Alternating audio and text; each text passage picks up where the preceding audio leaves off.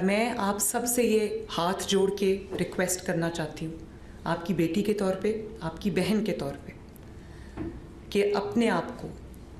اب دیکھیں جماعت اسلامی کے ساتھ میرا اختلاف ہو سکتا ہے، سیاسی اختلاف، جو JUIF ہے یا اور بھی جتنی بھی مذہبی جماعتیں ہیں، میرا سیاسی طور پہ میں ان سے اگری کرتی ہوں یا نہ کرتی ہوں، آپ بھی مفتی منیب الرحمان صاحب، ان کو بھی میں نے پوچھا،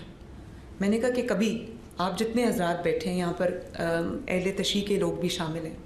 اور بہت ایک محرم میں ایک ایکسٹینسو ایک ایکسرسائز ہوتی ہے،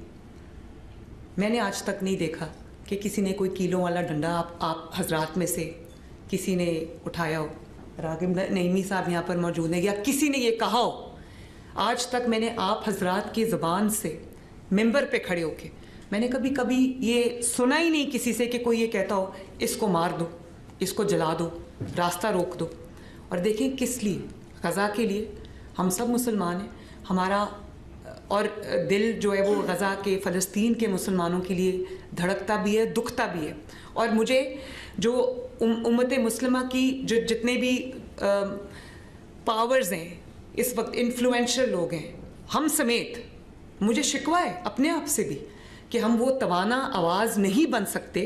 یا بن سک رہے جو ہمیں بننا چاہیے، کہ جس طرح وہ سب اکٹھے ہو جاتے ہیں ظالم جو ہیں، اور فلسطین میں جس قسم کے مناظر ہم سوشل میڈیا پہ جو ویڈیوز آتی ہیں، جس قسم کے میں آنیسٹلی وہ شاید قیامت ہے ان لوگوں کے اوپر گزرتی ہے، لیکن جب ایک حل دنیا کے سامنے آیا اور غزہ کے، فلسطین کے مسلمانوں نے جب اس کو نہ صرف سیلیبریٹ کیا بلکہ خوشی منائی کہ ان کے اوپر جو ظلم کی ایک داستان تھی وہ ان کو لگا کہ اب ہمیں ریلیف ملے گی، وہ خوشی منا رہے تھے،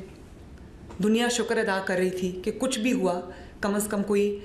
معاملہ جو ہے وہ سلجھنے کی طرف جانے لگا ہے، یا کم از کم ان کے اوپر جو ڈیلی جو مظالم ہوتے ہیں وہ بند ہوں گے،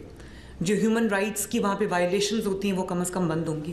بچے وہاں شہید نہیں ہو رہے ہوں گے، خواتین اور مرد وہاں شہید نہیں ہو رہے ہوں گے، یا لوگ بھوکے کم از کم نہیں مر رہے ہوں گے۔ تو ہم یہ خوش ہوئے، تمام مسلمانوں کو خوشی ہوئی اور ایک امید کی کرن جاگی کہ شاید انشاءاللہ تعالی بہتری کے اب کوئی آثار نظر آئیں گے۔